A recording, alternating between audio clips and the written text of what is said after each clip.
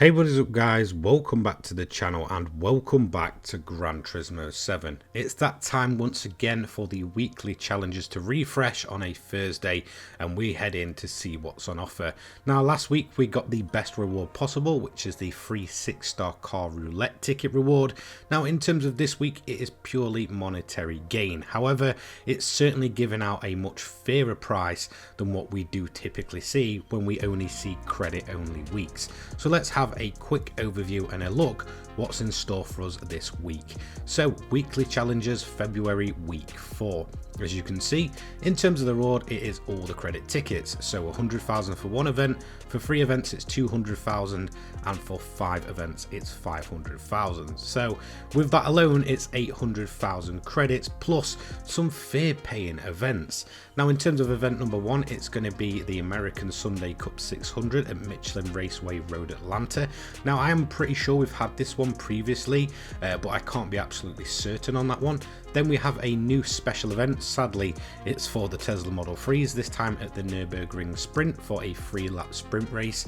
Again, not great in terms of the payout, typically the weakest one of all of the special events.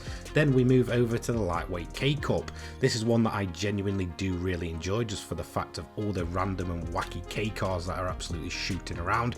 That's over at Lake Maggiore, East End Reverse. Then we move on to the Porsche Cup. That's going to be at Barcelona GP layout with the no chicane added on to the end, and that is going to be for Porsches only to a 650 pp limit. And then finally we have the return of the WTC 800 over at Watkins Glen, perhaps one of my favourite tracks in the entirety of GT7. So not really a bad week at all. There's some fair paying events. We have full credit tickets as well, not really limited to only 500k or something like that. So we're earning way over $1 million just for completing all of these events. In terms of event number 1, this is the American Sunday Cup 600, typically for American cars aimed at the 600 pp limit. We're heading over to another one of my personal favourites, Road Atlanta. So let's get straight into it. So in terms of the event here, I chose to use the Mustang Group 3 road car, obviously based off the Mustang Group 3 race car, but a road going version. Not too powerful, not too overpowered, sits around about I think the 600 odd pp limit, so it's going to be a fair challenge for some of these cars. However, the majority of the cars on this grid at least were classic American muscle cars, which didn't really stand a chance, with things like the Camaros and the Vipers just moving on through as the race went on. There's a massive kind of gap between each of the individual groups as well, so once you get past a couple of cars, there'll probably then be another big gap of a good chunk of seconds, and then so on and so forth. So it's not really too much in terms of close racing, meaning that by the time the faster cars do manage to catch up, the race will be pretty much done, considering it's only a 3-lap sprint. I don't think anybody will need too much help here. The PP limit isn't actually in place. That is just mainly for the AI cars that are going to be driving around, most of which will be typically under that 600 pp limit. So anything American with a decent PP rating should absolutely do for this event. So we're going to get this one done in those 3 laps, taking around about 5 minutes to complete. Now in terms of this one, this is going to give us tick number 1 of the week. So on top of the standard payout with the clean race bonus, which is 60,000 credits, we're also going to take away a 100,000 credit bonus. So 160k already in the bank in terms of in-game credits. So not too bad for an event that takes around about 5 minutes to complete. So let's move on swiftly to event number 2. This is the special event for the week. Unfortunately, it features the Tesla Model 3, which in my opinion is the weakest of the bunch and typically the lowest paying of those special events. Usually if you see the Honda, the Radical and such, or the Porsches, you're looking at around about 100,000 credits, whereas these sit typically under the 50,000 credit payout, even with a clean race bonus. Now I'm not a Tesla fan, so I just wanted to absolutely speed through this one. 3 laps of the Nürburgring Sprint layout, so it's a relatively short event. There's not too many AI on the grid. As you can see, there's only 10 of us all together, including my car, so I went for a fully upgraded Model 3 just to kind of get this one done and dusted. Even if you do go on a level playing field with the Teslas, they are absolutely terrible to drive, and the AI themselves do seem to struggle, especially in terms of overall pace. So don't expect much in terms of competitive racing that you will typically see with the likes of the Radicals, the Hondas and the Porsches. So as you can see, we're quite swiftly making our way through the grid. Now overall, in terms of the upgrades on the Tesla, it doesn't actually upgrade the overall top speed. However, it does give us much better handling, so we don't really have that clunky handling that actually goes along with the Tesla itself. So we're going to outbrake a few of the opponents with the upgraded brakes, get ourselves into the lead at the start of lap 2, and thankfully that is pretty much going to be the event done and dusted. Definitely not the best event overall. Not a fan of the Tesla ones. I really wouldn't complain if Polyphony took these out and started putting more of the Porsche, Honda and obviously the Radicals back in. But that is tick number 2 for the week. Again, in terms of the payout, not much over 50,000 credits, even with the clean race bonus, 67,500. Not too bad for a 3-lap sprint. On to event number 3, the lightweight K-Cup. We definitely don't see enough of these in the weekly events. They're absolutely amazing, very enjoyable. The grid's absolutely phenomenal, plenty of colours popping, different body kits on these little K-cars. They're absolutely fantastic to drive. Now it is PP limited at 400 PP, and I didn't actually have a car that was, you know, relative towards that PP rating, apart from my glitched AFK built Honda Beat. So I had to go for something a little bit wonky. However, I knew we would have the legs on the main straight to make up for any time lost in the corners. So we are going to slide about in comparison to the rest of the field. Not much grip at all with this car, a ton of power, and obviously on standard brakes as well. So a very sketchy car overall to drive. However, we did manage to crack on and get ourselves through the field. Now there is a lot of cars on the grid. There's 20 of them in total, even on these smaller layouts. Obviously being the typical small car of the Gran Turismo world, you can certainly get plenty of overtaking done. I absolutely love these events. It's one of my favorite overall menu books that we've ever had, especially in terms of the post-launch one. Absolutely fantastic. Really hope to see more of these, and I really wish Polyphony would take more advantage of these K cars. They're absolutely fantastic to drive. They're really quirky, ton of customization options, ton of different builds that you can get with them, as well as some absolutely ridiculous wheelie builds and such. So we continue to force our way through the grid, absolutely, you know, cracking on. Again, those brakes just kind of letting us down in the slow areas, as you can see there, just completely locking up. We are on the standard brakes, but we're running a ton of horsepower.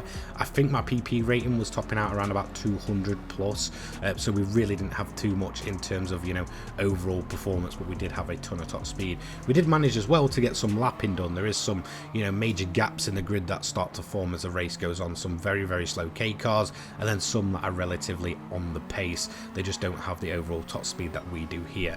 We managed to get the event done in those 7 laps. Again, a decent enough event that doesn't kind of go over its welcoming time, so really did enjoy this one. Relatively low payout, 52,500 with that clean race bonus. That is though going to give us the 200,000 credit ticket bonus for completing 3 events, so I really can't complain about that one. Massively enjoyable. Next up we have the Porsche Cup. I'm not the biggest fan of this event itself. Now it is PP capped at 650 performance points, so it is relatively limited on what actual cars you can take, especially in terms of upgraded cars. You're going to typically be looking at some of the older Porsches or a standard non-upgraded stock version of one of the more modern ones. Now, since this is basically one of the more day one events, it is a bit of a shame because we've had so many post-launch Porsche that a lot of them are way over that 650 PP limit, even at standard. Obviously things like the 911 GT3 RS you can't really use, you'd have to absolutely nerf its power and such.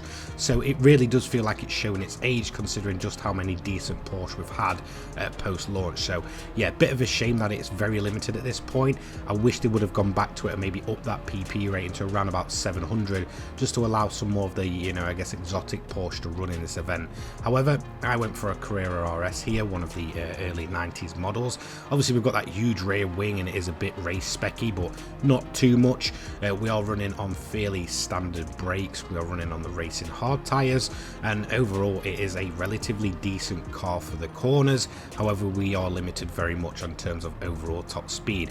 Things like the Cayman GT4 and such that you've seen, we're able to absolutely outrun us on the straight. Same with the 959 and the 911 GT3, which is up front currently. However, in terms of this event, it was a decent challenge. For me, these are typically very boring events due to that rating or that PP cap.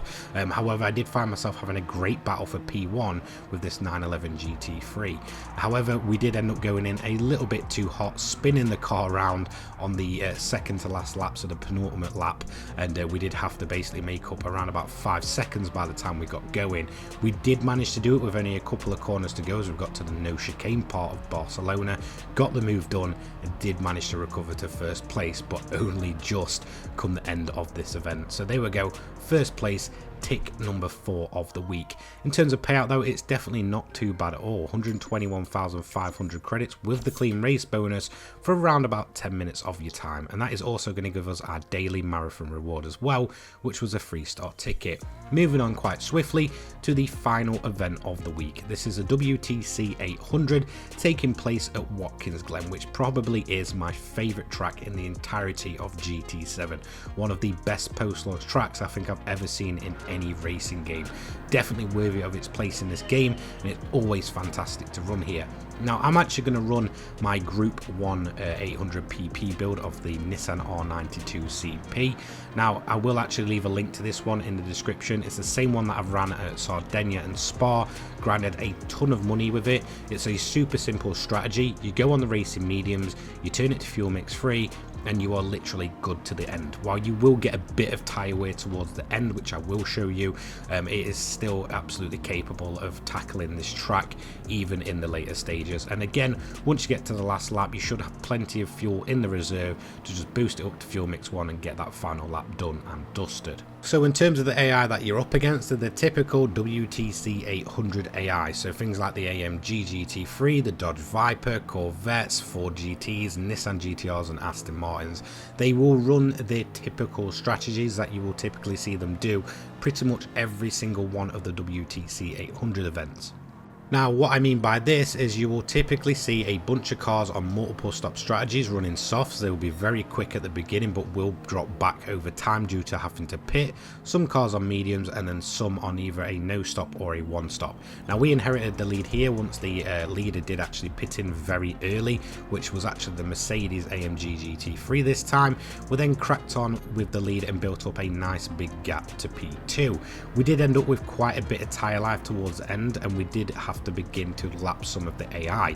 Now I ended up actually scraping one of the vehicles, so I did lose a clean race bonus for this, but in terms of the payout, if you do get that clean race bonus, you're looking at 300,000 credits, which with this event alone and the credit tickets takes you to upwards of over 1.1 million credits. So definitely not a bad week in terms of building up those credits in a relatively short and simple time.